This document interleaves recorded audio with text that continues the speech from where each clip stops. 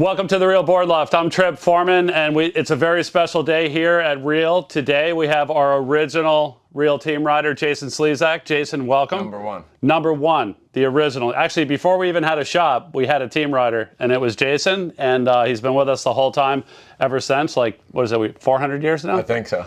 And we are here to talk about Patagonia Wetsuits, just an overview on the brand and what their vision is for the product. Jason is on the Patagonia team. He's an international Patagonia ambassador and is also involved quite a bit with the R&D on wetsuits, on a lot of the gear, and has some great insight on the product, the people that are working on it, and like how the whole evolution of the Patagonia wetsuit project came to be. So Jason, why don't we start off with, let's talk about ULEX and why Patagonia took that road, right? Like developing a non-rubber or non-neoprene wetsuit versus taking the easy road, like, I'm just going to go to a factory, put our label on it, and do what everybody else is doing. Why don't you elaborate a little bit on that?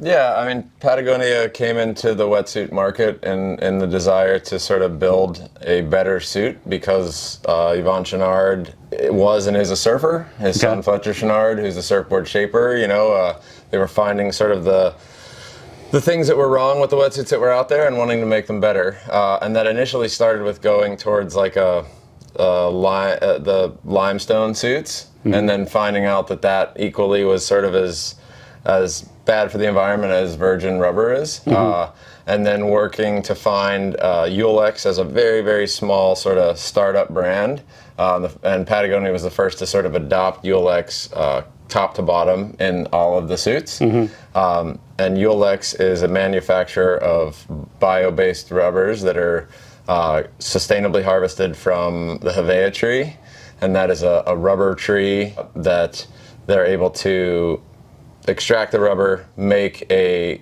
more eco-friendly suit, and sort of set out on a path to take just sort of the full out of the tap petroleum-based wetsuit, right, and make it a thing of the past. Like what we've experienced with the suits is, and this is kind of with anything Patagonia, like whether it be the clothes or the suits or the snow gear, is that the stuff lasts. Like the wetsuits, even in the beginning, the very first suits, they just lasted. I remember the short sleeve full that I got the year before they started selling them. They started kind of leaking some out, and that suit lasted literally forever. Like even at the end of when I was done with it, I gave it away to somebody and they kept using it. So along the same lines as the clothing. And so do you guys see your customer base following that and becoming attached to that?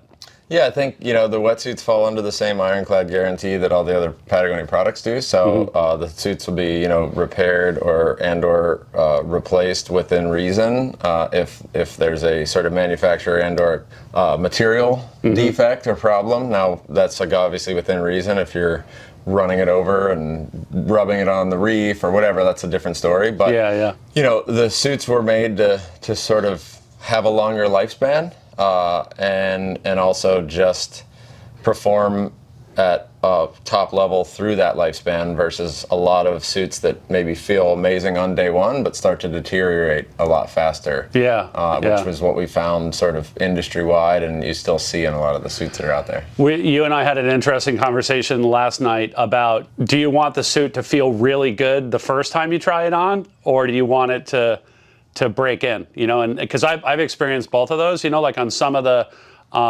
super high performance, really light, really stretchy suits, they feel incredible, trying them on the first time or first session, but then after a while they get loose and a little bit blown out, and they start leaking, and they just don't hold together as well. Where the Patagonia stuff, I try it on and it feels good when I try it on, but it literally the next 4, 5, 6 times the suit actually breaks in and starts conforming to your body and feeling actually quite a bit better. Yeah, I think that the Patagonia suits fall in the realm, and all wetsuits fall in the realm of equipment. Equipment that you're going to use and you're going to use for a specific purpose for hopefully a very long period of time. So, skiers and snowboarders are used to braking in their boots.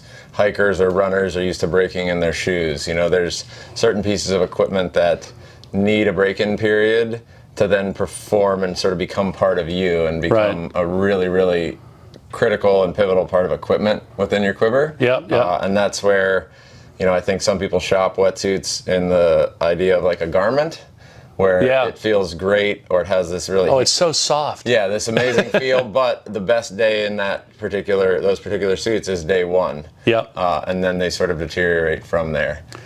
So I do find the same thing with my suits, and I absolutely love that, is that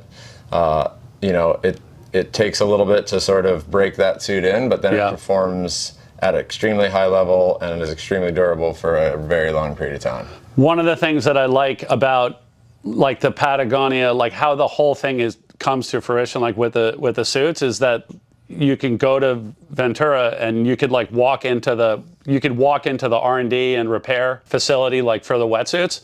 Like you could talk with Hector, you could talk with Garrett and the crew there, and actually see the suits like coming together, but also the amount of information that those guys harvest from the repairs, like on their own suits and like through the worn wear tour. I mean, that's just a massive amount of information that's coming in that they can then kind of deploy like on their next round of suits.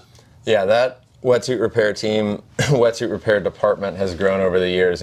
We at Patagonia did outsource a lot of our repair originally to this wonderful woman, Dulce, who was one of the best wetsuit repair people on the West Coast for a lot of like fishermen, free divers, spear fishing people that really needed their suits again to be a pivotal point of their equipment. And then she actually became the woman that we brought on full time and helped build this wetsuit repair division, which now consists of the guys you mentioned as well as a host of others. They have a large facility on site as well as travel around to different events or different contests and different shops, providing wetsuit repair on site at those events.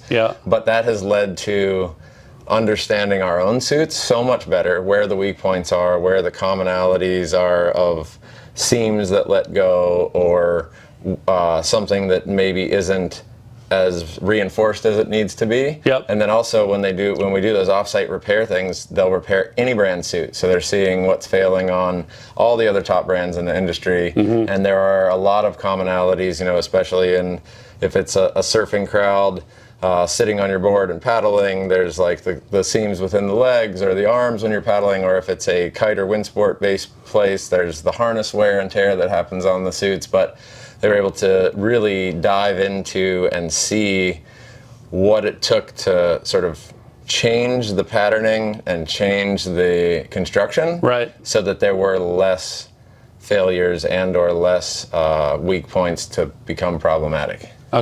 Yeah, I mean it's just putting the time in, and just like the numbers of the suits coming through, and it's really cool to witness, like to walk in there and talk with the guys and the girls that are in there, and to see how far the suits have come forward, just like through the efforts that they're doing. Like that when we hosted the Worn Wear tour here, I mean there was a line, out from the trailer and like going down the parking lot of people waiting to like get their suits fixed, and it's pretty neat that not only are they fixing any Patagonia suit or garment for free, but they were like fixing anything, any brand, which was cool as well.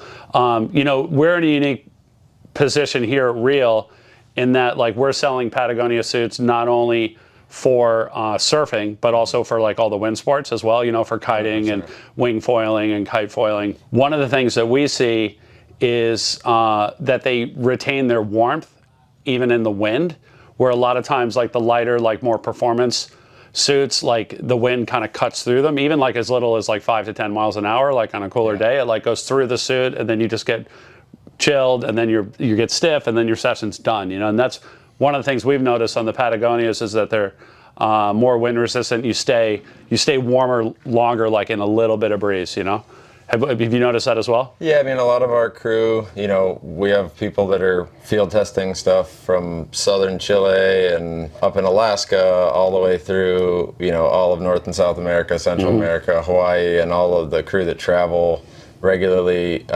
need the suits to perform in all those different realms, as well as, you know, again, back to Yvon Chouinard or Fletcher Chouinard, you know, Fletcher's been a kiter since the early days, so it's always been important that it didn't just excel and perform for one sport, but that it would sort of cover across the board, much like a lot of the Patagonia apparel and other products is they are multi-use pieces of equipment that keep you either warm, dry, comfortable, and functioning in the environments you want to be in. Yeah. Yeah, I mean, it's like when you look at like the surfing side of it, it's like, yeah, it's awesome when it's glassy, you know, then almost anything's going to work. But like Rincon, California, like at Dawn Patrol, like when I'm chasing Glenn down the stairs, you know, like in the dark, it's cold. Like the wind's blowing offshore, and I mean, the temperature's already cold, and then the wind chill is a lot colder than that. And then, you know, the fact that you can use that same suit in a full-on wind sport, like in kiting, or like when it's actually blowing 20 or 30 and you're not getting cold in it, is a bonus as well. Well, awesome, Jason. Thank you so much for joining us, like giving us a look like behind the curtain and like kind of showing us what's going on with Patagonia. If anybody out there has any questions on any of the Patagonia suits, you can always reach us at the shop, 252-987-6000, or look us up online, realwatersports.com. Thanks for tuning in.